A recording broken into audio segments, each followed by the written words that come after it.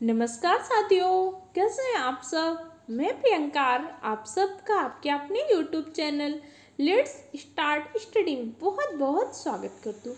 आज आप सबकी हिंदी की महामैराथन क्लास आई है, जिसमें हिंदी का बहुत ही इम्पोर्टेंट टॉपिक विराम चिन्ह क्या होते हैं, इसके कितने प्रकार होते हैं, हिंदी व्याकरण में भी कितने विराम चिन्ह माने जाते हैं, कामता प्रसाद गुरु ने कितने माने, किस विराम चिन्ह का कहाँ पे प्रयोग होता है, इन सब चीज़ों के बारे में डिस्कस करेंगे। क्योंकि कई बार क्या होता है, वाक जो संशोधन होता है, कौन सा वाक शुद्ध है अशुद्ध है, उसमें विराम चिन्ह से संबंधित प्रयोग से पूछ लिया जाता है। इसलिए टॉपिक को अच्छे से नोट्स बनाकर पढ़िएगा।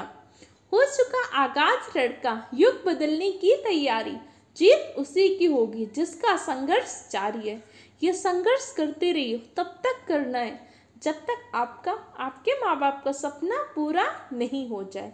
तो चलिए अपनी क्लास को स्टार्ट करते हैं। अगर आप चैनल में नए हैं तो चैनल को सब्सक्राइब कर लीजिए।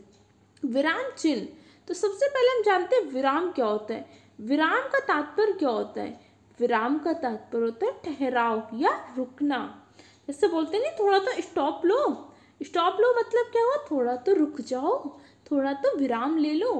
तो विराम का तात्पर्य ठहराव या रुकना।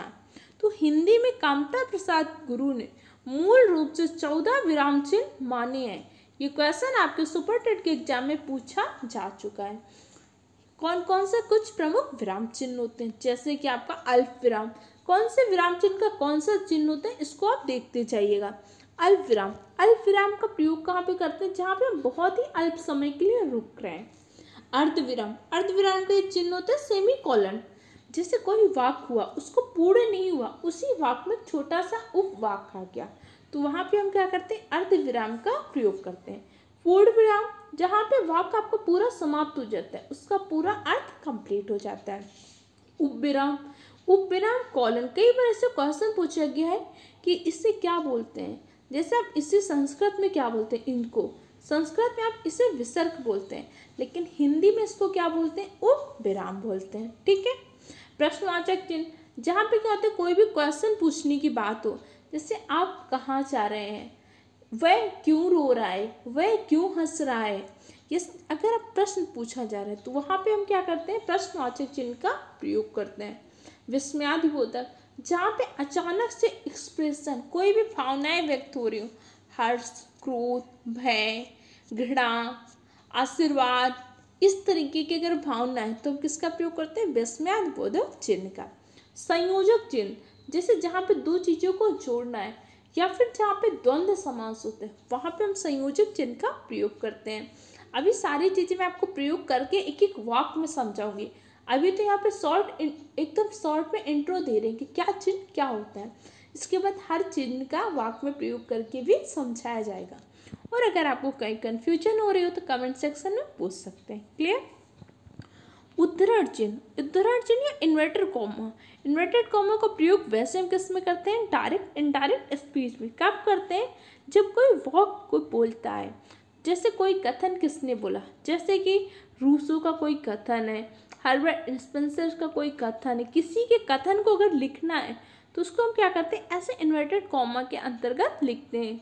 तो किसी के वाक्य को, किसी के कथन को अगर हम लिखते हैं तो उसको हम क्या करते हैं, उद्धरण चिन्ह का प्रयोग करते हैं। कोष्टक, ब्रैकेट, जहाँ पे हम कोई भी चीज़ मानते हैं, कुछ चीज़ को लिखना होता है, उसमें हम ब्रैकेट का प्रयोग करते हैं। और कामता प्रसाद गुरु हिंदी में ब्रैकेट को नहीं मानते हैं, लेकिन कई बार एग्जाम में पूछा जाता है, इसलिए याद रखिएगा। निर्देश चिन्ह, डैश, जहाँ पे आगे कोई बात समझानी होती है, जैसे कहते नहीं, आप लिख दो किसी क्वेश्चन का आंसर लिख रहे हैं, निम्नलिखित बातों पर, निम्नलिखित बिंदुओं पर अध्ययन किया जाए, तो आप डैश दे रहे हैं, तो आप हम क्या प्रयोग करते हैं, डैश का प्रयोग करते हैं। क्लियर। लोप चिन्ह, लोप चिन्ह का प्रयोग क्या आप करते हैं, जैसे कई बार आप कोई चीज़ लिख रहे हैं, कोई चीज़ लोप हो जाए, उसको हम किसका प्रयोग करते हैं, मार्कर लिप्स, लोप चिन्ह का प्रयोग करते हैं। लागू चिन्ह, लागू चिन्ह का प्रयोग कब करते हैं, जहाँ पे बात को आगे बढ़ा के कि इस उक्ति को आगे हम दर्शा रहे हैं, तो वहाँ पे हम क्या प्रयोग करते हैं, लागू चिन्ह का प्रयोग करते हैं। पुनरुक्त चिन्ह, जैसे किसी चीज़ को हमें कई बार लिखना हो तो वहाँ पे हम क्या कर देते हैं, पुनरुक्त चिन्ह का प्रयोग कर लेते हैं। जैसे आपको, जैसे मान लीजिए यहाँ पे 100 है, नीचे लाइन में भी आपको 100 लिखना है, फिर नीचे 100, तो फिर हम क्या करते हैं, बार बार ना लगने के स्थान पर वहाँ पे क्या कर देते हैं, पुनरुक्त चिन्ह का प्रयोग कर देते हैं। अब सबने कई बार, जैसे हम कोई टेबल बनाते हैं या जैसे जनगणना करते हैं, जैसे टीचर्स की क्या होती है, जनगणना में ड्यूटी लगती है या बीएलओ ड्यूटी में लगती है, उस टाइम पे जब हम काम करते हैं तो कई बार क्या होते हैं कि चीज़ें सेम होती हैं, तो वहाँ पे हम पुनरुक्त चिन्ह का प्रयोग करते हैं। जब आप सब भी सुपरटेट करके टीचर बन जाएंगे, जब आप बीएलओ की काम या जनगणना के काम करेंगे, तब इन सब चीज़ों का प्रयोग करेंगे। हर चीज़ जो आप पढ़ रहे हैं, इन सारी चीज़ों का कहीं ना कहीं प्रयोग होता है।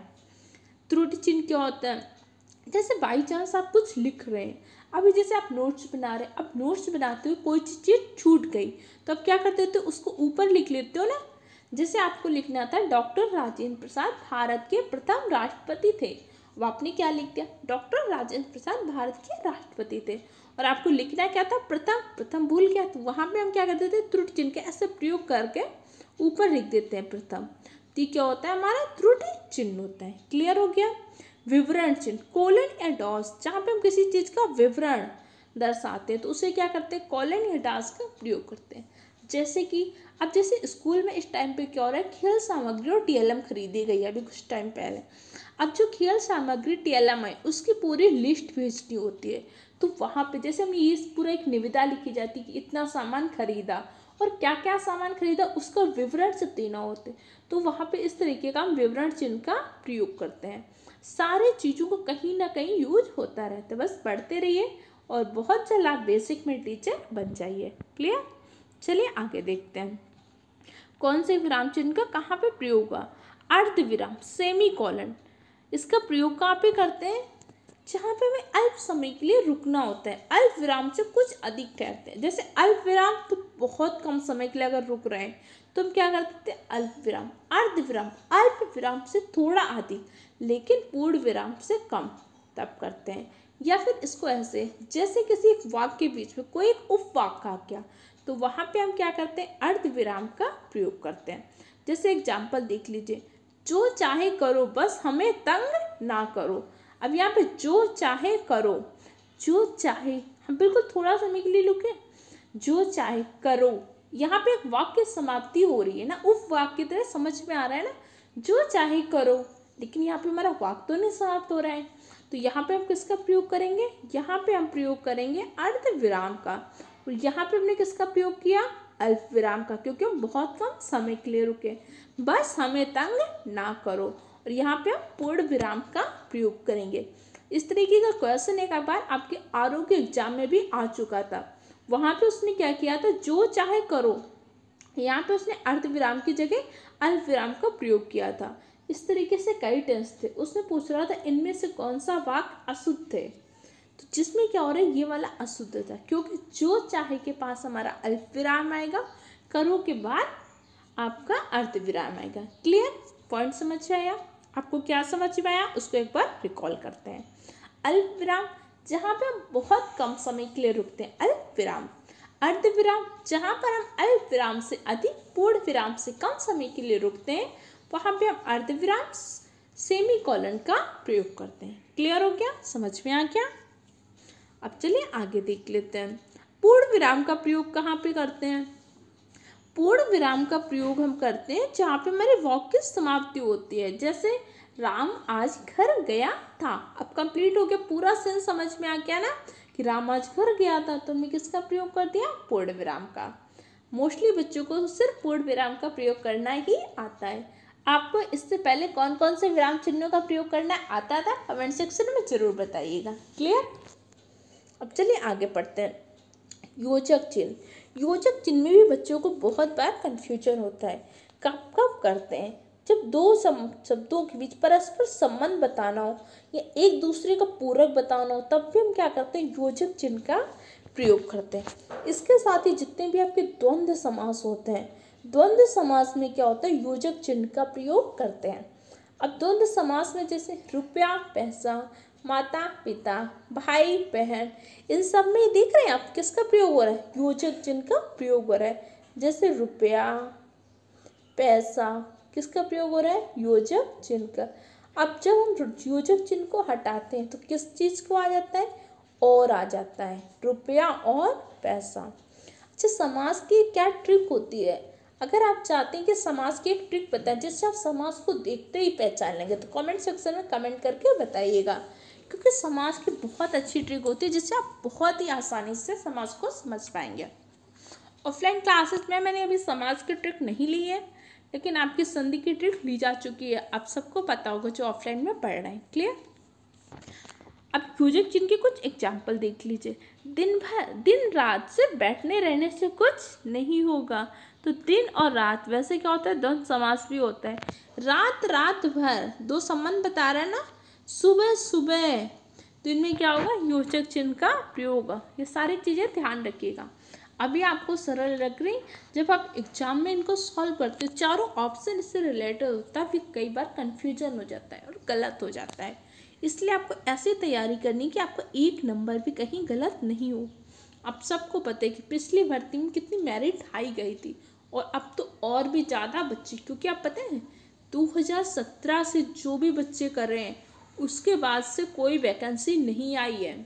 ये समझ ली, वो सारे बच्चे तो हैं ही। इससे पहले जो बच्चे, बहुत सारे बच्चे ऐसे हैं ना जो पिछली भर्ती में सिलेक्ट नहीं हुए थे, कुछ नंबर से रह गए थे, उनकी तब की तैयारी तो है ही, अभी की भी तैयारी है, और अभी शायद बीएड वाले भी इसमें शामिल हो पाएंगे या नहीं हो पाएंगे, अब ये तो कोर्ट तय करेगी।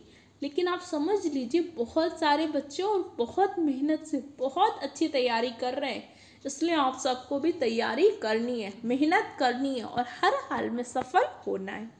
चलिए आगे देखते हैं। लोप चिन्ह। लोप चिन्ह का प्रयोग कब करते हैं? जहाँ पे कोई भी वाक्य में पद छूट जाते हैं, वहाँ पे हम क्या करते हैं, लोप चिन्ह का प्रयोग कर देते हैं। अब महत्वपूर्ण समय चांद लगा देंगे, तो किसका प्रयोग हो? लोप चिन्ह का। कोई मुझे कुछ कहे नहीं तो अच्छा नहीं होगा, किसका प्रयोग हुआ? लोप चिन्ह का। ये सारी चीज़ें आपको समझ में आ गई। योजक विराम चिन्ह तो मैंने अभी आपको बता दिया। इसके साथ साथ कई बार क्या होता है कि कुछ तत्पुरुष में भी हम योजक चिन्ह का प्रयोग करते हैं। इस चीज़ को हम समास वाली वीडियो में बहुत ही डिटेल से समझेंगे। क्लियर? जैसे क्या होता है, कालका हावड़ा मेल, क्या हो रहा है, संबंध स्थापित कर रहा है। दो ट्रेन, एक ट्रेन का नाम है ना कालका हावड़ा मेल।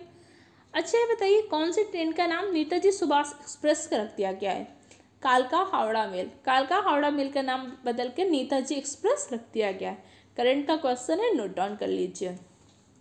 यह कहीं पर जैसे तुलना सूचक होता है, वहाँ पे भी हम क्या कर देते हैं, योजक चिन्ह का प्रयोग करते हैं। भीड़ भाड़, डर वर, पानी वानी, आप पूछते हो ना, जैसे घर में आता है खाना वाना खा लो, अब भाई खाना ही तो खाएगा, वाना तो कुछ नहीं होता, लेकिन हम सामान्य बोलचाल बोलते हैं भाई खाना वाना खा कर जाना, पानी वानी पी लो, ऐसे बोलते हैं ना, वो क्या होता है। लेकिन योजक चिन्ह का उसके बीच में प्रयोग करते हैं, क्यों? संबंध स्थापित करने के लिए। क्लियर? विस्मयादिबोधक चिन्ह का प्रयोग कहाँ पे करते हैं? जहाँ पे कोई भी हर्ष हो, विवाद हो, विस्मय, दुख, घृणा, आश्चर्य, करुणा, भय, इस सब चीज़ों का हो तो विस्मयादिबोधक चिन्ह का प्रयोग करते हैं। हे राम, या क्या हो गया, तो किसका प्रयोग करेंगे? विस्मयादिबोधक चिन्ह का। कई बार इसका क्वेश्चन पूछे गए हैं, इसलिए अच्छे से ध्यान रखिएगा। क्लियर? उद्धरण चिन्ह का प्रयोग कब करते हैं? किसी और के लिखे वाक्य को प्रयोग करने के लिए। अब ऐसा नहीं कि मैं, मेरी फ्रेंड ने लिखा था उसके वाक्य को तुमने लिख दिया, उद्धरण चिन्ह का। किसी फेमस राइटर होना चाहिए, फेमस व्यक्ति होना चाहिए, फेमस व्यक्ति के, जैसे डॉक्टर एपीजे अब्दुल कलाम है, या और भी सब चीज़ों का। तो डॉक्टर हरवंश राय बच्चन ने कहा था कि मन का हो तो अच्छा, मन का ना हो तो भी अच्छा। अब इसको क्या लिखा आपने? उद्धरण चिन्ह के अंतर्गत लिखा, ध्यान रखिएगा। ठीक है। हाँ, एक बात यहाँ पे देखिए कितना अच्छा, मन का हो तो अच्छा, मन का ना हो तो भी अच्छा। सक्सेस क्या होती है? देखिए, सफलता कुछ नहीं होता, हमारे जो प्रयासों का मन वांछित फल, ये सफलता है। आज आप प्रयास कर रहे हो कि आपकी जॉब लग जाए, अगर आपको जॉब मिल गई तो सक्सेस है, नहीं मिली तो सक्सेस नहीं है, तो आपको लगता है फेलर हो गए। लेकिन आप सोचते हैं, आज आप उस जॉब की तैयारी कर रहे हैं, मान लीजिए आज एक टीचर की पोस्ट पे हो, तो आज हम क्या कर रहे हैं? पीसीएस की तैयारी कर रहे हैं। क्योंकि बहुत सारे बच्चे क्या होंगे, टीचर एग्जाम की ही तैयारी कर रहे हैं, तो उनके लिए तो टीचर बनना ही सफलता है। लेकिन अगर हम टीचर बन चुके तो हमारे लिए क्या है? आरओ का एग्जाम निकल जाए, पीसीएस का एग्जाम निकल जाए, हमारे लिए वो सफलता है। तो सफलता सिर्फ हम हमारे मन वांछित फल कि जो हम अभिलाषा कर लेते, इच्छा कर लेते हैं कि इसको पाना है, वही सफलता होती है। अगर आप ईमानदारी से प्रयास कर रहे हैं तो प्रयास भी आपको सफलता है। बेशक आपको सफलता के पुरस्कार मिलता है कि जो आपका मनवांछित फल होता है वो आपके प्रयासों का पुरस्कार होता है, लेकिन किसी भी हाल में आपको हार नहीं माननी, मेहनत करनी है। एक बार में नहीं सफल होंगे, दूसरी बार में होंगे, दूसरी बार में भी अगर नहीं हुए तो तीसरी बार में तो हो ही जाएंगे। बस मेहनत करते रहिए। अभी कुछ चीज़ें इनको और ध्यान रख लीजिएगा। अवतरण चिन्ह क्या होता है? ये होता है, एग्जाम में पूछा गया था, इसके लिए मैंने अलग से टेबल बनाई थी। ये आपका क्या होता है? अवतरण चिन्ह होता है। कोष्टक चिन्ह आपको पता है। विवरण चिन्ह ये होता है वाक्यांश की जानकारी, सूचनाएं, निर्देश देने के लिए। क्लियर हो गया? तो इससे आपको विराम चिन्ह का जो टॉपिक है अच्छे से पूरा समझ में आ गया होगा।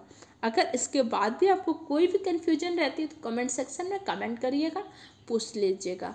और बहुत सारी आपकी क्लासेस बहुत जल्द स्टार्ट होंगी। जैसे आप सबको पता है ऑफलाइन आपकी सीटेट की क्लास चल रही है, इसके साथ ही ऑफलाइन आपके सुपर टेट की क्लास भी चल रही हैं। अभी आपकी टेट वाली ऑफलाइन क्लासेस नहीं ले पा रही हूँ क्योंकि आप सबको पता है बहुत ज़्यादा टाइम नहीं मिल रहा है। मेरा पीसीएस का प्री एग्जाम भी लगा हुआ है, उससे पहले मेरा आरओ का मेंस था। इन सब चीज़ों के चक्कर में टाइम उतना प्रॉपर नहीं मिल रहा है, लेकिन जितनी भी क्लासेज आ रही हैं आप सारी क्लासेस को देखिए, नोट्स बनाइए। और ऑफलाइन में आप सबकी बहुत जल्द यूपी टेट की क्लास भी लेना स्टार्ट कर दूँगी। ओके, पढ़ते रहिए। Thank you so much.